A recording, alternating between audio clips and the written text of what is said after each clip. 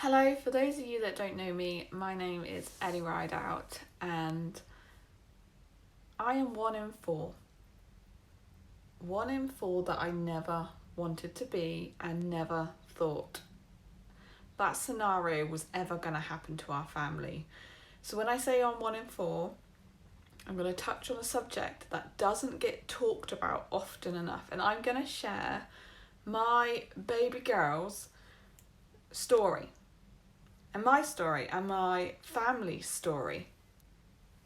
Baby loss, miscarriages, stillbirths, or a loss after you've given birth.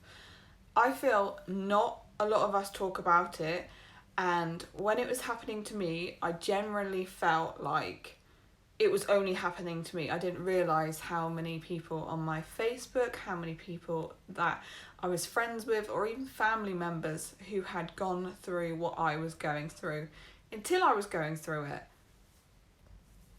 Me and Steve, we very much planned for this baby. And like the apps where we were tracking things, where it was like when you were going to ovulate, when was the window where you had to get down and busy. And I'm telling you something, he was quite invested on the old wife's tale of trying for a baby girl. Now, I've got 4 boys and 1 girl already. So regardless if our baby was going to be a boy, we would have loved the baby no different to if the baby was going to be a girl. But I'm telling you, that man, yeah, he Googled. And she was very much made with love and very much planned. So we started trying for our baby in September.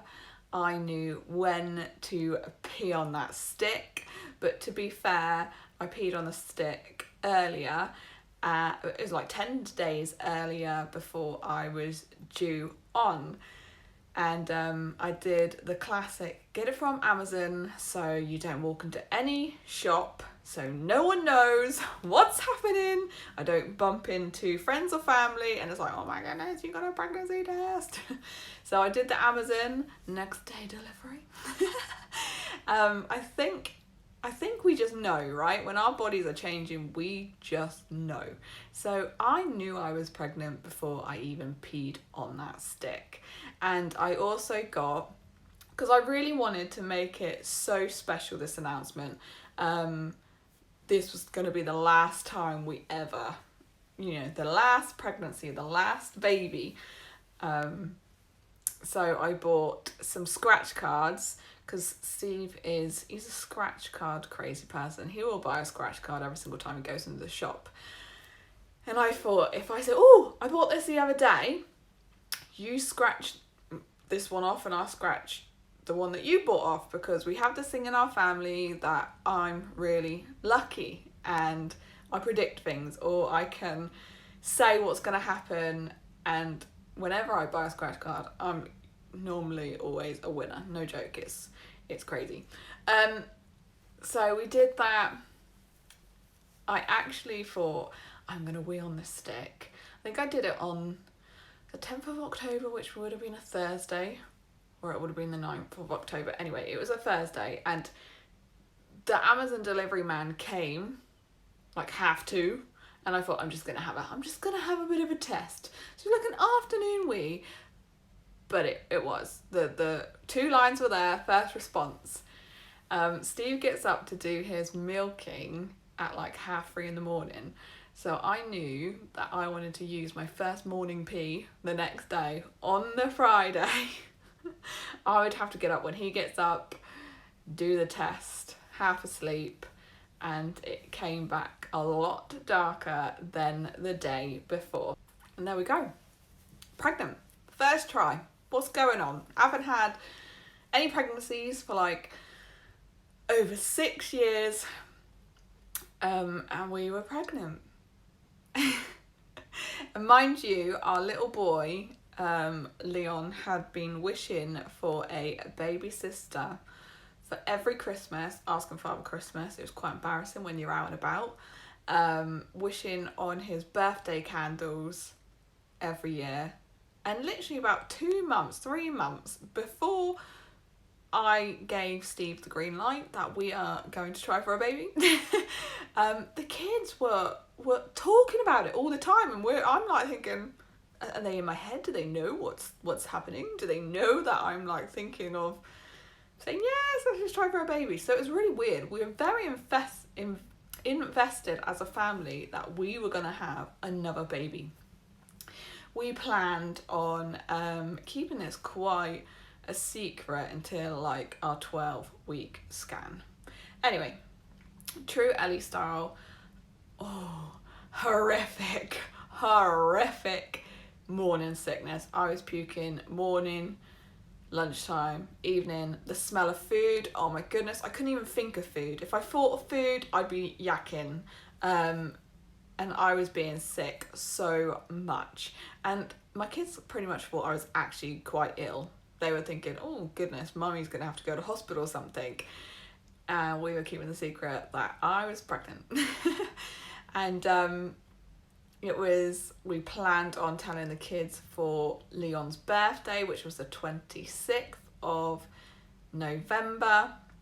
We're gonna get him a t-shirt that said upgraded to Big Bro, and everything. So I'm hiding that I'm pregnant. I am looking pregnant already, but it's all right because it's freezing cold. So I'm just literally living in Steve's hoodies, living in big baggy clothes, and I'm winging it. They don't know. They ain't got a Scoobies. They just think I'm really poorly. KFC, I couldn't even think of KFC, and that's one of like my family's favourite takeaways, and Steve could eat KFC like all day long every day, but I was like, what? Can't even, no, not happening.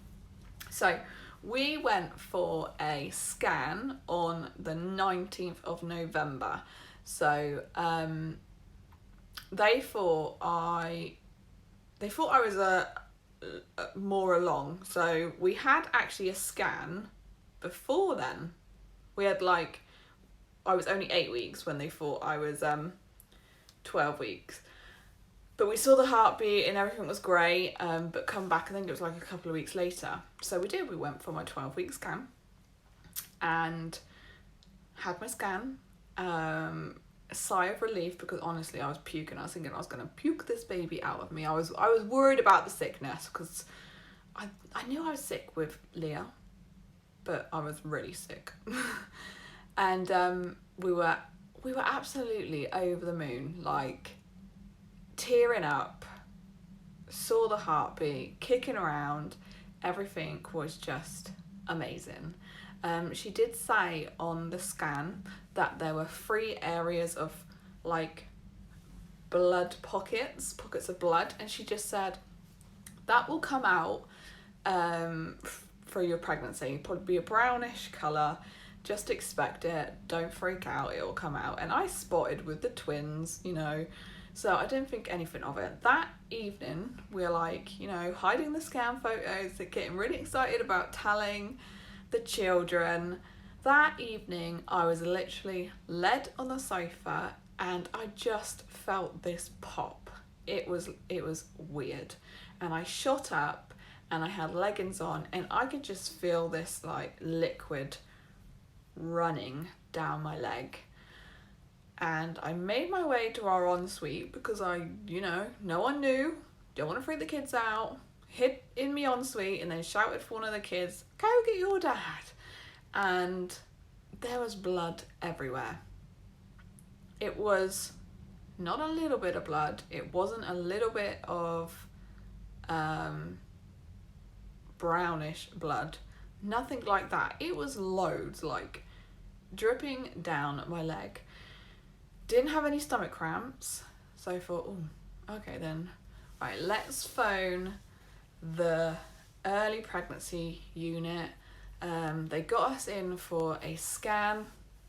They actually said I didn't bleed again after that. And then I was like, no, actually, maybe I need to tell the midwives. They said early pregnancy unit. They got a scan for the day of Leon's birthday, and I just said, look, we have it the day after. We already planned not to tell, just in case, because it was so much blood. So the next day after Leon's birthday, and mind you, I'm keeping this from the family all came over, and I am like cooking party food, running back, puking in my ensuite, cooking party food, running back and puking in my ensuite. Oh, it was horrific. Oh, keeping this secret that I am pregnant. And then waiting for the scan the next day. We were bricking it. I was bricking it. I was like this. We were both like this. We dropped the kids off, went for our scan in Dorchester, literally just thinking the worst, freaking out. Had the scan and all was fine. There's a heartbeat, baby kicking around like a crazy person in there, having a party. Relief just like flooded over us, and then we're like, let's sneak out of the maternity unit or the scan unit, stealthy, thinking we're gonna still see people and this secret is gonna be out. Anyway, I can't tell you how much of a relief that felt, and then we were like, let's just get excited now. You know, that bleed was crazy, but the baby is fine. So then we planned on telling the kids on the 1st of December. Okay, you know, elf on the shelf. Let's get the elf on the shelf to bring a little parcel with the t-shirt in, film it, have all the kids sat on the sofa and announce that Leon is going to be upgraded to Big Brother. That's what it said on the t-shirt, and we filmed it, and the film is absolutely amazing. It's so cute and the kids were so excited. And then we had a lovely day out at Longley. Bar being sick and smelling food that was just wanted me to chunder there and then, everything was fine. Then the next day was Leah's birthday, and that's when we planned to tell the family, which we did. We told the family on Leah's birthday, which Leon just had his t-shirt on, and then it was like, look at this. They didn't really get it at first, which was hilarious. But shortly after that, I kept on having these gushes of bleed. So I'd pretty much been wearing a pad since the 19th of November. And we are on, I don't even know what we are. We're in February the 8th. And I'm still bleeding. And I had probably 6 or 7 episodes of gushing of blood and clots, blood clots that were like the size of your fist. I'd have a bath, and the bath would be covered in, it was just like a red bath. But I didn't have any stomach pains or anything like that. We had Christmas. I was just tired, you know, exhausted, how like first and second trimester of pregnancies are. But on the 28th of December, about 2:30 in the morning, I woke up to stomach cramps. And I thought, I'm just going to go sit in a bath. I'm going to go sit in a bath at stupid o'clock. Steve's going to wake up. So it was like early hours of Saturday morning. Steve's going to wake up and he is going to go to work. My mum was here. She'll come in to the bathroom and see, ooh, what's going on? And everything will be fine. So when I was having this bath, the stomach cramps stopped, but the bath was filling up with blood and the clots were massive. But I kept on going back to the early pregnancy unit, and they kept on saying, baby's fine, the scan's fine. Yes, there's still these pockets of blood, but it looks like they're just coming out. We can't see anything wrong. So every single time we'd go back, be reassured, go back, be reassured. Obviously, if you have stomach cramps, come in. Got in the bath, had stomach cramps, and they stopped. Anyway, my mum came in and she was like, oh, that's different. And these clots were massive. And I thought in that bath, I had lost my baby, and I was in the mindset of, I've lost my baby, this is what a miscarriage is, it is crap, and it's already happened. And my mum was worried that I was gonna like hemorrhage, so she persuaded me to go to the hospital. Steve still had to work, so my mum took me to the hospital. You know, if it's happened, it's happened. I was so nervous. I felt really awful, but I was bleeding so much. We went to A&E. And the thing is, I was really worried about having to stay in A&E for like 4 hours and bleeding, because it wasn't a little amount of blood. It was like I had to change probably 10 to 15 times in an hour, and I would just bleed through whatever trousers, PJ bottoms, leggings I would be wearing. Got seen pretty much straight away. They took my blood pressure. My blood pressure was so low, like ridiculously low. It set all the alarms off, and then they started to look really worried. So then I was worried and I was panicking. And they look worried, but they try and reassure you. But I'm kind of thinking I've probably miscarried anyway, from the amount of blood that I was losing and the clots. So did they. Went into like the A&E side ward thing. They said about I was going to be admitted until I stopped bleeding, basically. I was going to go have a scan. They weren't sure if it was going to be in the morning or that evening, and they did fit us in at, I think it was like 4 o'clock in the afternoon. Anyway, went down to the scan. Oh, so nervous. My heart was pumping. My mum was there. She would have seen the baby the first time on the scan, and I just thought they're going to say there's nothing there. They scanned me, and baby was kicking around, strong heartbeat, and the scanographer said, your pregnancy is still viable. I mean, what a word to say to somebody.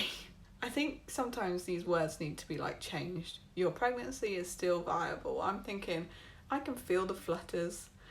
It's my baby. Your pregnancy is still viable. Anyway, we had the scan, over the moon. I'm crying, mum's crying. I'm ringing Steve, he's working. I'm telling him, baby's there, she's a warrior. We said the kids were adamant she was a baby girl. I had this feeling she was a baby girl. Steve was adamant she was a baby girl, and we were over the moon. Then I got admitted to a ward, and the nurses were just boggled. They were not having a clue, like what was what, really. You know, I'm obviously still losing so much blood, but had the scan, and she looks perfectly fine. It was honestly the strongest heartbeat. She was wiggling around like she was having a party in there.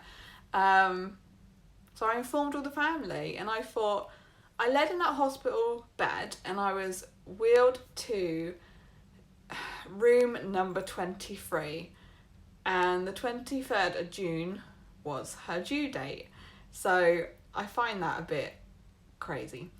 I had my own room, laid on the bed, and they just said, you're going to be staying here until you've stopped bleeding. And in my head, I thought, that's it, I'm going to stay in hospital. And that's fine. If I have to stay in hospital for bed rest for the majority of this pregnancy until I have her, that's just the way it's going to go. And we will cope as a family, and it's fine. Because she was a fighter. She had been through so much. From the 19th of November right up until now, I had been bleeding ridiculous amount, and she was still there. So she had this massive fight. I did not have any stomach cramps. My blood pressure was still so low that they were pumping me through a fluid, and I think it was because I was losing so much blood. And every single time I had to go to the toilet, I had to like pee over this pot thing and buzz the buzzer, and they'd come and collect it because they needed to start seeing how much blood I was losing in case I needed to have a blood transfusion. So actually, you Google everything, blood transfusion and pregnancy, blood clots and everything is just like miscarriage. But you know, if you have to have a blood transfusion, it's fine. I've had the scan, everything's fine. I told people not to bother coming back down in the evening. I said, Steve, not to, I want just come and visit me on Sunday, bring the kids down, everything's fine. I got up in the morning, I had my breakfast, then my lunch, and I'm still like just watching Netflix on my phone. My blood pressure kept on being so low, still having all these fluids pumped in me, and I thought, right, I'm gonna go for a shower. So after my lunch, I'm gonna go for a shower and get like fresh PJs for when like visitors are coming, because, you know, he was bringing the kids down and everything. I said, come down in the evening, then you can get them some Mackie D's and then come and see me. And that was the plan. So I had my shower and I felt fine. It was just, it was normal. It was just a normal shower. I felt fine. I kept on having like dizzy spells, but I think that's because of the amount of blood I was losing. Anyway, walking back to my room, I thought, I'm going really hot. Like I went really hot, and I had then like stomach cramps, and I thought, oh, maybe I need to go to the toilet. So then I went back to the toilet and I puked everywhere in that toilet. And when I puked, you could just hear this gushing of blood. It was just like somebody had tipped, puking in the sink and gushing blood. And I had to call the buzzer, and I locked the door, as you do, because you do lock the door. And they had to open the door, and this lovely nurse came in, and she was like, oh, okay, I need to take your blood pressure. Because in case I was like walking back to the room. Anyway, my blood pressure, they couldn't even get blood pressure reading. So I was then on a wheelchair, wheeling me back to the room, get me into bed. I am so dizzy. I'm then telling them I'm having stomach cramps. They hooked me up on the machine. I'm tachycardic. And I said to them, I know what these cramps are. These are labour pains I am contracting. Because you just know. And my body and me...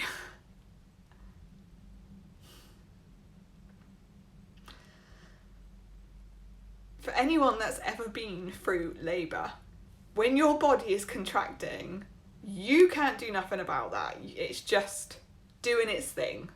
And when they say, stop pushing or anything like that, you're like, I can't, because my body's doing it.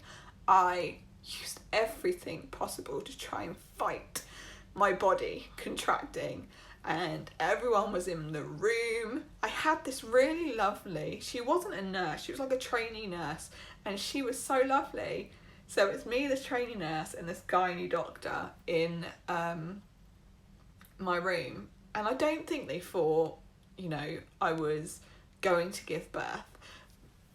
And I'm telling them I am having contractions. She starts timing them. They are coming every minute. You know, it was waves. It just felt like waves of contractions. Got undressed, then put into a gown, just kind of letting everything just, you know, this blood is still coming out of me. Because I think they just wanted to see what was actually coming out of me. And they just kept on looking, lifting up the sheet, you know. And then I went, oh, my waters have gone. Oh, the pain was unreal. Labour freaking hurts. But it hurts. Because I know, being just under 15 weeks, I give birth, that's it. And in my naivety, I didn't realise a miscarriage at that many weeks would mean that I'd have to give birth. I don't know why. I just thought I would lose a baby like down the toilet or something like that. My waters went, They stuck me with this drug to stop contractions. So this was like for 45 minutes this was happening. I managed to text Steve and say, you need to come now, things have gone downhill, don't bring the kids. So he was on the way. They gave him the drug to stop the contractions. The head nurse or whatever he was so lovely. He said, look, I'm going to give you morphine because you're in pain. And I was like, is this going to affect the baby? And he went, you just need the morphine. And then all of a sudden, the pain stopped. And I was like, the pain stopped. And they said, look, it could be because you've had the morphine and you've had the drug that stops contractions. It might not mean that you won't still miscarry. But I just thought, that's it, it's all stopped, everything's great. The lady next to me, she must have been so young. She was like holding my hand, telling me to breathe. It's not going to happen, you're not going to miscarry, everything's fine. You've had like 5 kids, you've had 4 pregnancies prior. You're ace at this. She was like literally trying to be so positive and just supportive and lovely. And the gynae doctor just said, look, I need to examine you to see if your cervix have opened. If it is, we'll just stitch you. And we can do all of those things. So I was like, yeah, that's fine. You know, no more contractions. Everything's stopped. Woohoo, we've saved this baby. And he just examined me and I have never... in that moment...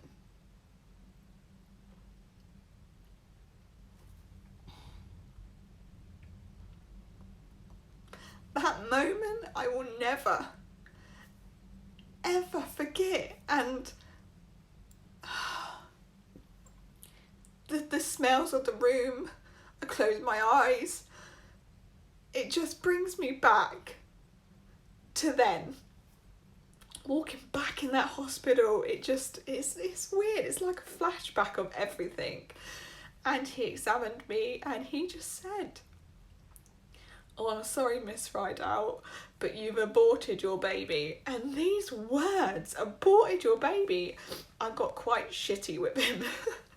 And I said, I have not aborted my baby. You know, not understanding the technical words, but I really think words like that should be changed because it is horrific. And this poor girl stood next to me with just the gynae doctor and not even a fully trained nurse who's never been with somebody that's miscarried, because that's one of the questions I've asked. I was like, I always think of other people.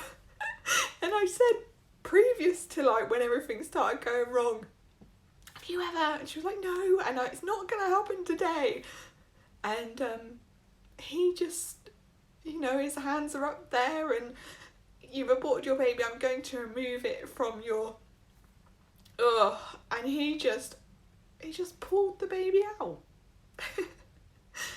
He just pulled my little baby out, and the gown I was wearing, I just put over my eyes with bawling my eyes out because I didn't know what to expect. And on the bed, there's like one of those sheets that you sit on when you're pregnant in case your waters break, and he just pulled everything out. It was really important because they had given me the drug to stop contractions. It was really, really important that they got like the placenta and everything out because my body wasn't going to do that. So he's pulling that out. There is literally blood going everywhere. It's dripping down his arms, all over my legs, all over the floor. It was such a horrific scene, and for anyone that has ever experienced anything like that, I wrap my arms around you because that will forever stay with you. I don't care if you were 1 week pregnant, 2 weeks pregnant, 8, 20, whatever. Losing a baby that you have loved before you even knew you were carrying is so hard. You feel guilty about moving on. You feel guilty for laughing, smiling, and just living, because you have this emptiness that will forever be there. And that day has forever changed me as a person, as a mother, as a friend. I'm not the same person I was. So there she was, and I looked, and she was tiny. She was like the size of my hand, but just laid on this bed. This poor girl had to leave. She just ran out. I think she was gonna pass out, and I'm left with this freaking gynae doctor that is telling me all this technical crap about, like, if we don't get all the afterbirth out, you're gonna have to go to theatre, you're gonna have to do, and he's just like speaking to me, and then I'm just like switching off because I'm looking at him pulling this stuff out of me, and kind of dumping it all on my baby. It was just horrific. And this lovely nurse came in. I have no idea who her name is. All I know is she had amazing tattooed arms and she just sat and knelt down, grabbed hold of my hand, and she said, "I'm so sorry." She looked at the gynae doctor and kind of told him off and said, "We will have this conversation later. I'm going to take your baby now." And she just picked her up and put her in, I think it's like, those sick bowls, and just took her out the room. And then she came back, and I'm her patient, and then she dealt with me, and she said, she was crying, bless her, and she said, "Your partner's here." And I was like, "He doesn't know." And she was like, "What do you mean he doesn't know?" And I went, "He doesn't know what's just happened. He knows that I'm in hospital and I'm poorly, but he doesn't know what's happened." She said, "Do you want us to tell him, or do you want you to tell him?" And I said, "I'll tell him." So Steve came through the curtains and I don't know what I looked like, but the look in his eyes, the look he gave me was, he was scared, bless him. And I said, "I'm not pregnant anymore. We've lost her." And he just sat down in the chair next to me and he cried. And we just cried and cried. And then the nurse came back in and she said, "Do you want to see your baby?" He said no. And I said, she looks like a baby. And they brought her back in. And I think every hospital is different, but they brought her back in. And it's so lovely that hospitals do this. I think every hospital is different, but Dorchester Hospital, they had her on like, I don't want to say tray, I don't know what I want to say, but she was on, so you can get how tiny she was. She was led on a square the size of this, and they placed her in my hand, and she was literally the size of my hand. So I had her on my hand like this, and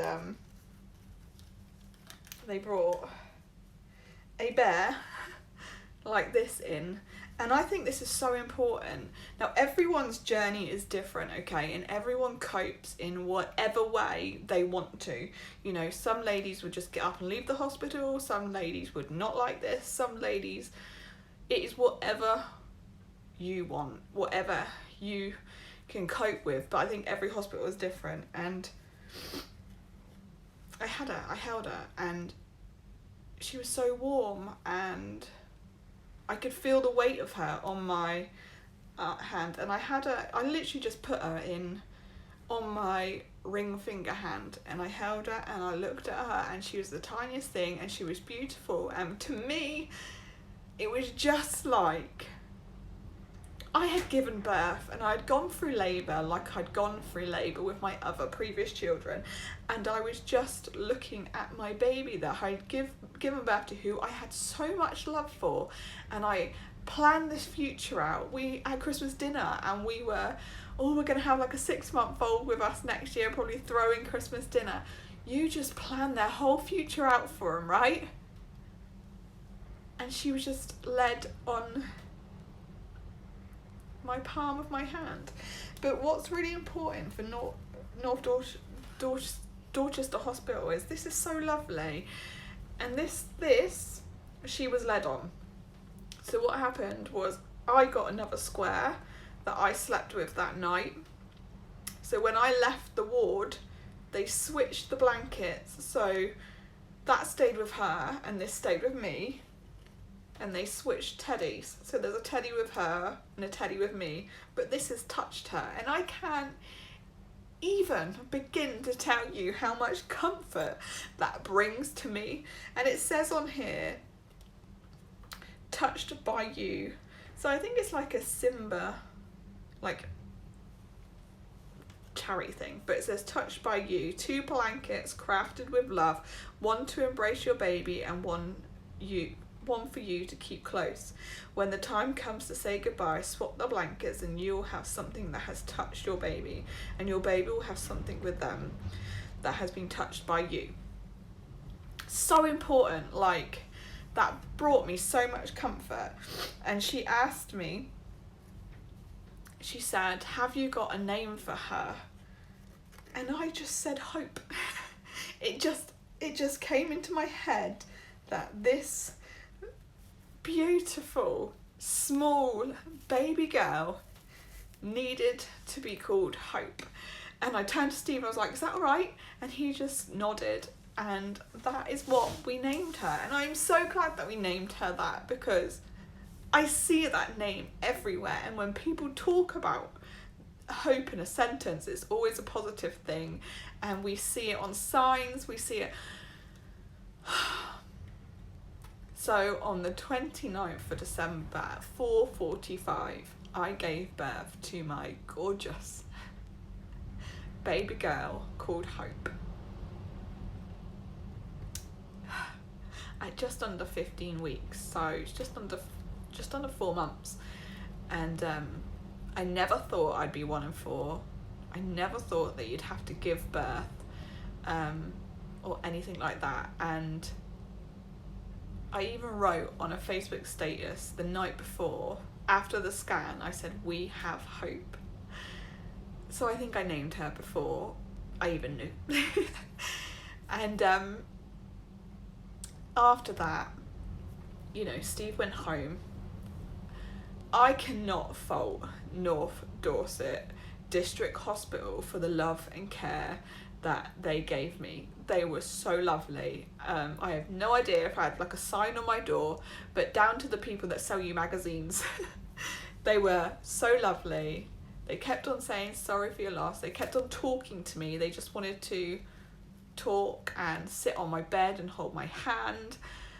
And they kept on saying to me, like, what would you like done with Hope? And I'm sat there thinking, what can be done with Hope?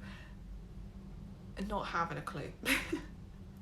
Anyway, Steve went home and I cried and cried and cried and cried. That's just one scenario I just never ever thought us as a family would ever go through. I don't think you do, and it isn't until you go through that you then have you have this kind of understanding for other people that have gone through that, and then you suddenly realise that you're not alone, and 1 in 4 is a massive huge statistic, and that is something I wish I wasn't that statistic. I really, really do. Anyway, so they told me that my baby girl would not leave the ward until I do, and we opted for her to be cremated, and we were told that, you know, she would go down to the hospital morgue and then the funeral director would come and pick her up. the next day, the Monday, I have no idea what days it was, the Monday, I went home and I told people not to tell my kids. I wanted to tell my kids. And as soon as I walked through the door, Leon came running up to me and kissed my bump and said, "Love you, mummy, love you, baby sister." And I thought, oh my goodness, how am I gonna tell them? We sat down and you have to try and explain to them, like, they're gonna understand none of this technical stuff. And I said, yesterday, mummy has gave birth to your baby sister. And I was saying it really softly, trying not to cry. And looking at Leon, Leah and Ryland's face, they were like, and I think they just thought, I've given birth really early, she'll be in a special baby care unit. And I carried on and I told them, we were all bawling as a family. We were literally bawling, and having this helped for like my children to know that was placed with their baby sister. Like the touch was there, and I was explaining it. It's so the hardest thing, you know. My heart is breaking, but watching somebody that you love's heart breaking is horrific. And we as a family were so invested, so invested. And I announced on Facebook on the 2nd of December, no, the 4th of December I think it was, and then by the 29th we had lost her. And you're still bleeding, and then your milk comes in, and then the after pains, and it's just cruel. It's cruel that you're led in a bath with all this milk coming in and coming out of you, and you don't have a baby. And that's the first time that I've gone into Dorchester Hospital pregnant and not come out with a baby. Leaving her in that hospital, it just didn't feel right. It just felt so wrong. And I can't even describe what pain it is. And nearly, well, I think it's 6 and a bit weeks on now. The pain is still there. I think about her every single day. I think about like how many weeks I would have been, what would my cravings be, what would we have bought, what would we be doing as a family, planning and just waiting for this arrival of our 6th child. And it's just ripped from you. It's just so hard. And then we went into organising her funeral. And what I will say, the hospital, they pay for the funeral, which I know is different for other people in different hospitals, or different of how you want things. And I wasn't too sure what was going to happen and what I was allowed to have, as like, you know, the hospital was paying for it. But for the first funeral for my children to ever go to, and a funeral of where we were saying goodbye to our daughter, it was the most saddest day ever, but also the most beautiful day ever. We all wore whatever we wanted to wear. It was on the 20th of January at 11:30 at Weymouth crematorium, and we had this amazing, I can't even remember what the name for her is, but she conducts the funeral, and she was lovely, like the most loveliest lady ever. She's like an angel to our family, and she was just amazing. And the funeral directors that looked after Hope, they were so professional, but also they had, I can remember walking into that crematorium and the funeral director just shook my hand. He's called Sam. He looked like this massive like friendly giant of a man. He just shook my hand, and I'm just in shock, you know. And he said, I've been the man that's been looking after Hope. And that was just so comforting. And her name, what is her name? Her technical word. Her name's Michele Cooper. But when she rang me up so we could organise the funeral, she rang me up and she said, hi, is this Hope's mum? And I think that's the first and last time I'm ever going to be referred to Hope's mum. And that was so important to me. That really was. It just meant the world to me. And we organised her funeral, which you never think you're ever going to have to do. And we chose the music. So the music that we walked into is Winter Bear by Kobe Bryant. Winter Bear is everything. The words, the lyrics. It was like I wrote that to my baby girl. And we call Leon Puddy Bear or Pudding Bear, and we would have nicknamed this baby girl something. And Winter Bear is just, it was just perfect. There was a poem. It looked so beautiful. Where her casket was, it was a white casket, but it was all over white, like, it just looked like, it looked angelic. The sun was shining through this little window. It looked beautiful. We all had a pink rose to lay down, so there's 12 pink roses. She had this lovely wreath that my mum made, and then a nice little posy on top of her casket, and a teddy with her name on it.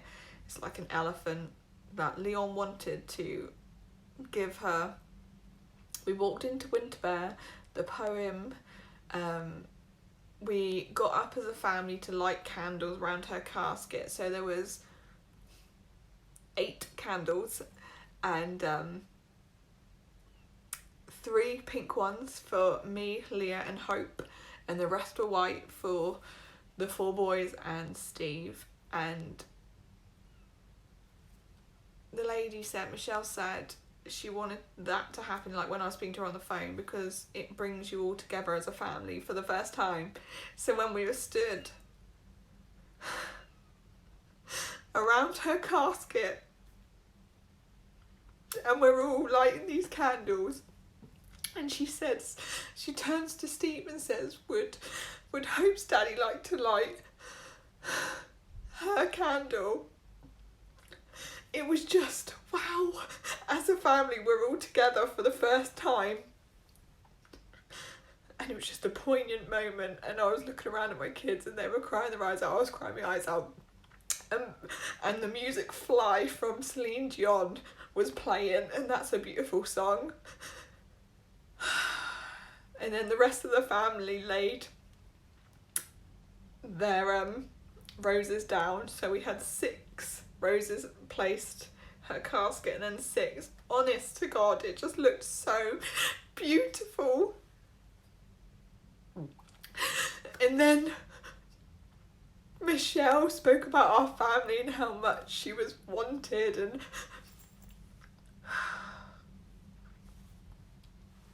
and we left to somewhere over the rainbow, but the Hawaiian guy that I can never pronounce his name and it was really upbeat, and it was just lovely. Hugged all my kids when we came out, and then we went for a meal, and Leon was adamant that we would have to dip our toes on Weymouth Beach for Hope. And I am telling you, even though the sun was shining that day, it was freezing. So the sun was blazing though, and we went to Weymouth Beach, and literally within 10 minutes of being there, Rylan runs over to the bench and then comes running back, and he's got this in his hand. And if there's any time you need to have a sign to say that she knows that we love her, is a feather. And you know what they say about feathers?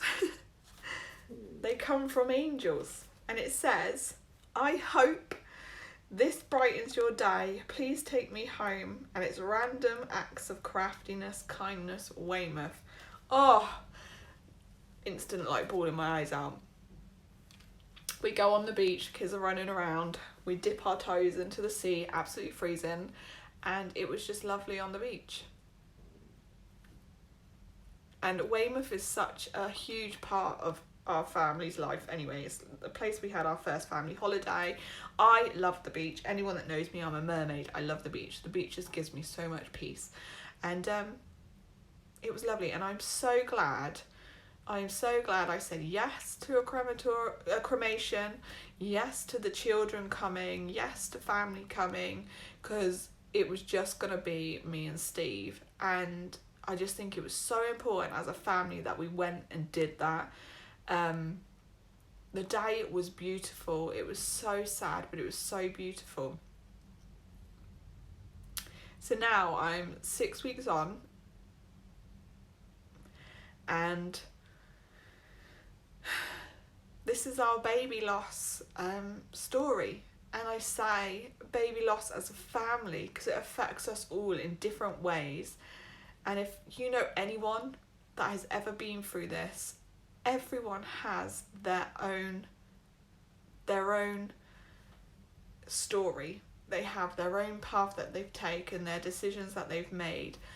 But the hurt of losing a child, a baby, it is like no pain I've ever experienced in my whole entire life. But I do want to say a massive, huge thank you to everyone that has sent me messages, who has sent me things in the post.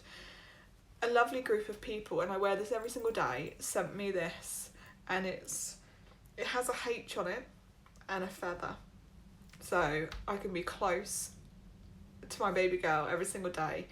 We have her ashes at home, so we brought hope back, and that gives me so much comfort too. I do want to do a few other videos of my experience, but I can't fault Dorchester Hospital at all. The aftercare is a bit pants because you are like left in limbo and kind of like, what do I do? Do I go to the doctors? Do I not go to the doctors? Do I get any answers? Will I ever get any answers? I have no idea. And that is something you want somebody to say, this is what happened. We can fix that if you choose to have another baby. And I will say, that's the number one thing that everyone says. Will you have another one? And it's never ever gonna replace hope. It won't ever replace hope. So when I tell people I have 6 children, I have 6 children. I have 5 here on earth and 1 up in heaven. And if me and Steve were to ever try for a baby again, we had hope. Another baby. Be our seventh baby. But I am incredibly petrified of that, or even allowing myself to open up my heart again, because you just never know. And in a way, this has all made me appreciate. I would never, ever, I would much rather be 20 weeks, 20 weeks and I think it's 20 weeks and 1 day tomorrow. I'd much rather that right now than having this emptiness, but it's really made me appreciate what I've got and not take for granted anything to do with pregnancy. Because I thought, and I know as much as people say it's not your fault, it doesn't matter who tells you that. You think it, because I have carried 5 babies. I've had 4 pregnancies because I had the twins. And having twins is quite crazy. And nothing has ever gone wrong. There's just been nothing. There was no signs of this pregnancy is going to be that. You're going to go through this. And every single time I bled, I'd go back, have a scan, everything's fine. I just never thought I'd be that 1 in 4. And I saw her heart beating, I saw her kicking, I felt her flutters. So I do feel it's my fault. I feel like my womb has failed to keep my baby girl safe. And I, right now, have no idea how to not feel like that. And I have no idea when I'm not going to feel like this and still think and feel pants and cry and then feel guilty about, because you have to move on. I've got 5 kids, I've got to run a house. I don't think it's even moving on. I think it's just having to get up. And I've been to some pretty dark places. My body right now is ruined and I'm still bleeding. So I am, from the 19th of November to whatever the date is in February right now, I think it's the 8th, I am still bleeding, and I cuss Mother Nature every single day because I just want to get back to normal, whatever normal is. But I can't say. When will I ever feel me again? Because I don't think I ever will. There will always be that emptiness. But you, friends and family and supporters of our family, because you watch us on Facebook, you have been amazing. And please don't, if you have a friend or family member, don't ignore them because you think, oh God, I don't know what to say to them. Because I've been on the other end of having friends go through baby loss and not knowing what to say to them, or not wanting to say the wrong thing to them. Thank you to the people that have, and for the people that haven't, I get it. I get that it's awkward. It's an awkward conversation, but the more we talk about it, the more people are aware, and it's, I don't know, not just such a it will always be a punch in the face, but sharing these experiences and just opening up, because we are pretty good at just keeping everything to ourselves. On the most part of things, everything has been lovely. People have been lovely. And damn flipping Tesco's, Asda's, Lidl's, they literally have their baby events like in January, and I could have done without that. Friends that are expecting the same time as that I was expecting, don't hide that from me, because I am so happy for you. I am so happy for you, because pregnancy and babies are so precious, and it's amazing that you're all happy and posting and sharing your ups and downs of your pregnancy, and I'm loving that. I truly am. Come the 23rd of June, my baby girl's actual due date, it is going to be hard, but I have all these signs every single day of she knows how much our family love her. And my kids, they do find it really hard, because there's do you talk about it and then everyone gets upset? Or do you not talk about it and then really want to talk about it and talk about her? And we grieve, and we grieve in different ways. Every individual of this family are grieving in their own way. But you have been such a support for me, and I just wanted to share with you our story. And 1 in 4. Whatever the future holds, it will be what will be. And I'll tell you something, it feels actually quite nice just to let all that out of my head and share that with you. I know it's gonna probably trigger some people, so big love to you lot.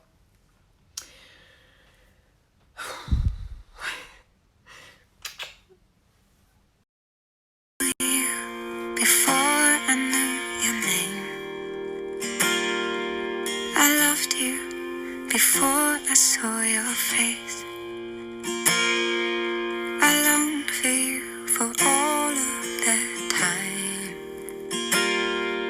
and I held your heart in mine. I kissed you 100,000,000 times. I tasted the tears that I cried. I held you, my beautiful child, and I'll keep your heart in mine.